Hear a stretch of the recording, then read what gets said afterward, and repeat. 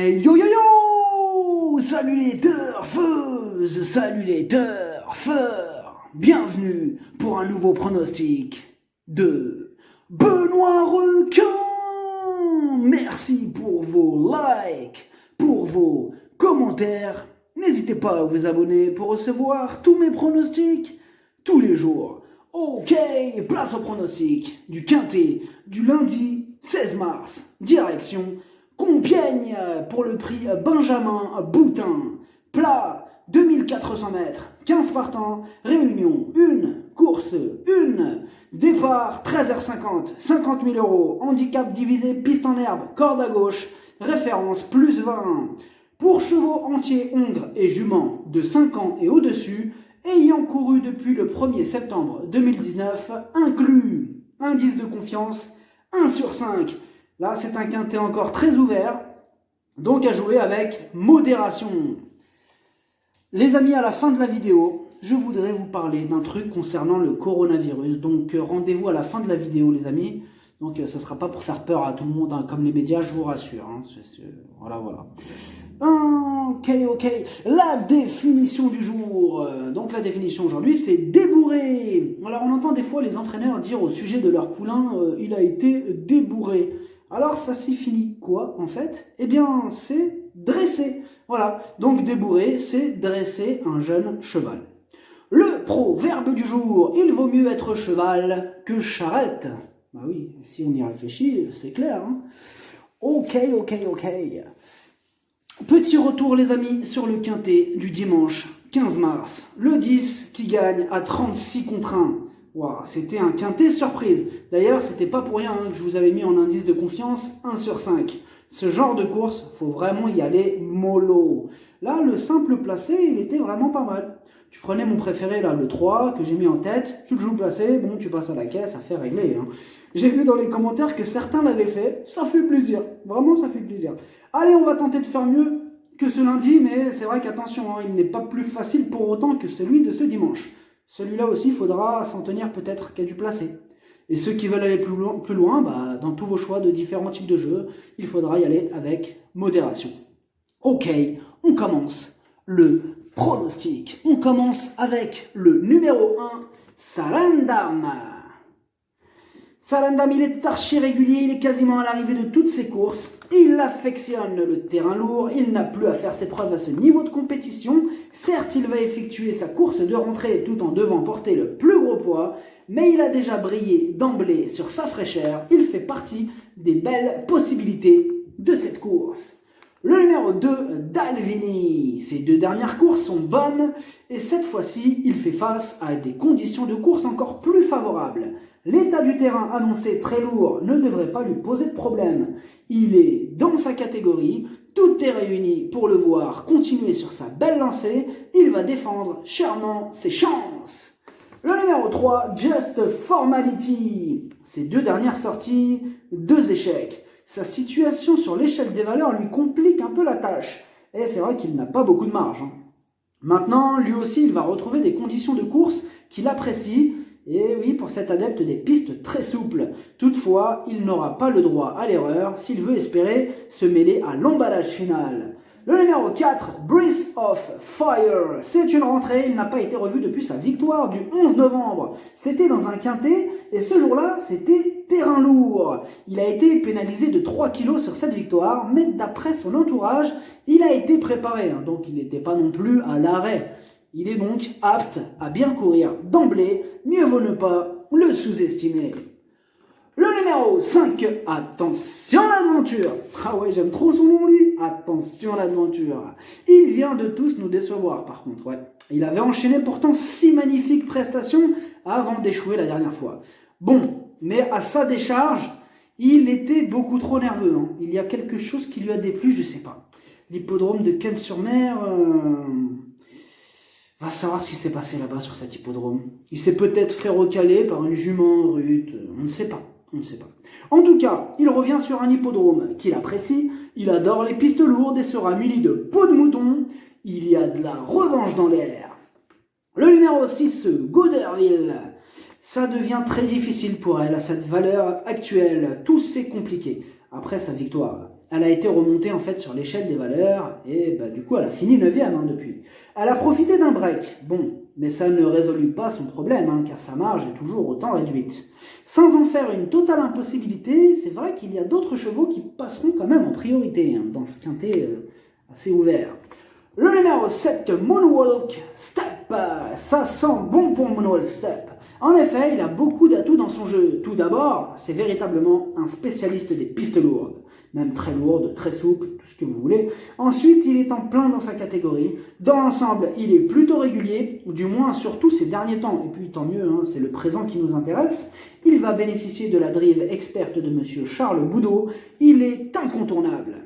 Le numéro 8, Airfield Bocci. Elle aussi fait face à un bel engagement et pour plusieurs raisons. Tout d'abord, elle aussi n'a plus à faire ses preuves au niveau handicap. C'est une habituée des quintets, elle est quasiment à l'arrivée de toutes ses courses et le terrain annoncé très lourd va vraiment servir ses intérêts. Ce lundi, tout est réuni pour la voir une nouvelle fois à l'arrivée. Le numéro 9, Vico Pisano. Du pour et du contre d'un côté, il reste sur une éclatante victoire et il arrive au top de sa forme pour ce rendez-vous. Et aussi, il apprécie les pistes lourdes. Par contre, son gros défaut, c'est qu'il ne répète pas toujours ses bonnes sorties. En 9 courses, seulement 2 fois à l'arrivée. Au niveau qui nous intéresse, il vient d'échouer. Sur sa forme, on est obligé de s'en méfier, mais même si c'est vrai que c'est plus en bout de combinaison qu'il semble quand même avoir son mot à dire. Le numéro 10, Aztec Warrior. La régularité ne fait pas partie de ses qualités. On ne sait jamais sur quel pied danser avec lui. C'est un adepte des pistes souples et très souples. Il reste sur un échec, mais il est capable de coups d'éclat de temps en temps. Avec Maxime Guyon aux commandes, c'est une surprise possible, quitte ou double. Le numéro 11, Port Deauville. Il reste sur un échec radical et c'est un attentiste avec tous les risques que cette technique comporte. Plus la course sera rythmée, plus il aura de chances de terminer à l'arrivée. D'ailleurs, la dernière fois là où il a fini seulement 13e, c'est que la course manquait de rythme. Et ça lui a grillé toutes ses chances, le pauvre. Donc tout sera une question de parcours avec lui. Si la course est rythmée, attention à lui. Le numéro 12, Folle Passion. Mieux vaut ne pas le condamner trop vite sur sa récente contre-performance, car ce jour-là, le terrain n'était pas assez souple. A priori, là, il va être servi, parce que si vraiment le terrain très lourd, comme annoncé, l'est, il va pouvoir tirer son épingle du jeu, car dans l'ensemble, il fait preuve de pas mal de régularité. Mieux vaut ne pas l'oublier. Le numéro 13, Quiet Zine. Alors, ces 6 dernières courses, 5 échecs. De plus, il ne semble plus aussi performant qu'avant en terrain lourd et piste souple. Au vu de ses dernières performances, difficile d'être très optimiste à son sujet. Et pour le coup, il y a d'autres candidatures qui nous apportent de plus solides garanties dans cette épreuve. Même si on sait que c'est du plat et que dans cette discipline, vraiment, tout est possible. Le numéro 14, Dame Did, c'est une spécialiste du cassage de tickets et les amateurs de champ réduit devront absolument revoir sa candidature au moins une autre fois. Car il ne faudra pas la rayer trop vite. Dans ce quintet très ouvert, on serait tenté pourtant de le faire. Mais c'est vrai qu'elle reste sur 2 échecs et en 8 courses, elle n'est seulement que 2 fois à l'arrivée. Ouais, c'est vrai que c'est pas tentant, on est d'accord. Enfin, on n'a pas envie de s'engager sur sa candidature. Mais attention quand même. Car elle adore cet hippodrome. C'est une spécialiste de la corde à gauche et du terrain lourd. Elle n'a pas beaucoup de marge, mais elle va tout faire pour tenter de jouer les troubles faites. Grosse méfiance, elle intéressera donc les amateurs de champ réduit à belle cote. Le numéro 15, Look Back. Le niveau semble un peu relevé pour ses réelles aptitudes. Il semble barré par plusieurs chevaux dans ce quintet. Il ne pourra compter que sur sa situation en bas de tableau pour tenter d'accrocher une éventuelle 5e place. Ouais. Il va tenter, mais bon, c'est une deuxième chance. C'est pas un interdit, mais c'est une deuxième chance. Le pronostic, ça donne 7, 12, 2, As, 4, 5, 8, 11. Cheval de complément le 10. Si jamais un autre non partant, ça peut arriver. Le 9. Merci. Oui. Attendez, merci bien sûr. Merci. Mais je vous avais dit qu'on reviendrait sur un petit truc à la fin de la vidéo. Voilà. Je voulais profiter de ma chaîne pour rappeler quelques règles d'hygiène simples, mais très efficaces pour réduire les risques de contamination liés à ce coronavirus là. En vrai, la base de tout, c'est l'hygiène. Si tout le monde se lavait bien les mains, et surtout souvent, Enfin, oui, souvent on se lavait les mains, hein, voilà, c'est bien de se laver les mains, mais pas une seule fois, quoi, assez souvent. Il n'y aurait pas autant de contamination. Et oui, que ce soit pour le coronavirus ou d'autres virus, hein, d'ailleurs. Hein. Là, comme on est au niveau pandémie, il faut vraiment éviter de se serrer la main, quoi. Voilà, il faut surtout bien se laver les mains. Il y a un juste milieu. Il ne faut pas céder à la panique, hein, voilà, et commencer à courir dans tous les sens, dévaliser les rayons. Non, on se détend quand même. Après, il faut quand même limiter ses déplacements en respectant les règles d'hygiène. On pourra accélérer la fin de la propagation de ce virus. Hein. Moi, j'ai toujours été un peu maniaque de la propreté, les amis. On voit tous les jours hein, des gens qui abusent un peu de ça. Enfin, un peu de ça. Un peu de la non-hygiène, entre guillemets. Et ça, même avant cette apparition de ce virus. Une fois, j'étais dans un resto. Ça m'avait marqué, hein, ce truc-là. Je me lève pour aller me laver les mains. À côté, il y avait un couple avec 3 enfants. Le papa, il s'est levé pour aller aux toilettes. Quand il est sorti des toilettes, il s'est même pas lavé les mains. Il a posé directement ses mains là sur le pain des enfants, là, sur leur sandwich. C'est n'importe quoi, j'étais dégoûté. Ah ouais. Donc, si le père ou la mère ne se lave jamais les mains, bah, les enfants, ils feront pareil. C'est ça le problème. Et oui, c'est qu'après, on fait des générations de gens qui ne se lavent pas les mains, donc c'est pas bon. Donc, il n'est jamais trop tard, les amis, pour changer les choses. Donc, ceux qui sont propres, bah, continuez. Et ceux qui ont du mal avec le savon, bah, allez-y. Hein, ça vous préservera, vous, vos proches, et plus encore. Maintenant, il faut rappeler hein, quand même que par rapport à ce coronavirus-là, maintenant, il y a 98% de personnes qui sont infectées et qui guérissent. Donc, il ne faut pas non plus paniquer. Ce n'est pas la fin du monde. Il faut respecter les consignes d'hygiène. Il ne faut pas céder à la panique.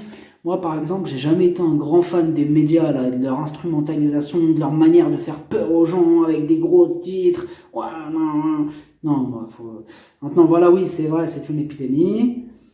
Eh bien, rappelons, hein, j'ai envie de rappeler ce chiffre-là, des 98% de personnes touchées qui guérissent. Donc le but, maintenant, c'est de freiner la propagation avec des règles d'hygiène et de bon savoir-vivre. Voilà, mais sans, bien sûr, céder à la panique. Voilà, on peut y arriver si on respecte toutes ces petites règles ensemble. Merci d'avoir suivi cette vidéo. N'hésitez pas à vous abonner pour recevoir tous mes pronostics tous les jours. Les jeux d'argent sont dangereux, à consommer avec modération. Bonne chance, chopez-le moi. Ciao.